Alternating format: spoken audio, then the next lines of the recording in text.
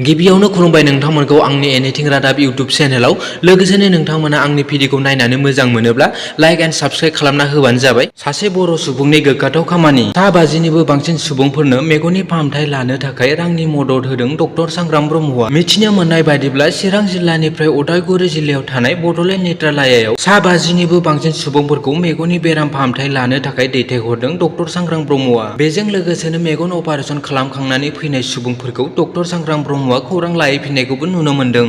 चिरां जिल्लानि बासुगाव दैयाव गबनानै सासे बर' सुबुंनि जिउ खहा जायो। मिथिनो मोननाय बादिब्ला चिरां जिल्लानि बासुगाव पुलिस थानानि सिङाव थानाय आस्राबारि गामिनि 40 बोसोर बैसोनि सासे सुबुङा खानिपुर दैयाव गबना जिउ गोमानो गोनां जायो। दैयाव गबनाय सुबुंनि मुङा सोमब्ला बसुमतारी। नाथाय दैयाव गबनाय सोमब्ला बसुमतारीखौ दासिमबो गोबां नागिरसेयावबो मोननाय जायाखै होनना खौरां मोननाय जादों। गामिनि सुबुंफोरा फोरमायथिनाय बादिब्ला खानिपुर दैमायाव गंसेबो दालां गैया, जायनि थाखाय दै देरब्लाबो खानिपुर दैखौ बारलांना मिलनपारायाव माइ आबाद मावहैनो गोनां जायो। सोमब्ला बसुमतारीयाबो बेबायदिनो खानिपुर दैखौ बारलांनानै मिलनपारायाव माइ गायनो थांनाय समावनो बेबायदि दै गबनाय जाथाया जादों होनना फोरमायथिनानै होयो। आरो बेजों लोगोसेनो गामियाव गंसेबो दालां गैयिनि थाखायनो बेबायदि दै गबनाय जाथाया जादों होनना गामिनि रायजो राजाफोरा फोरमायथिनानै होयो।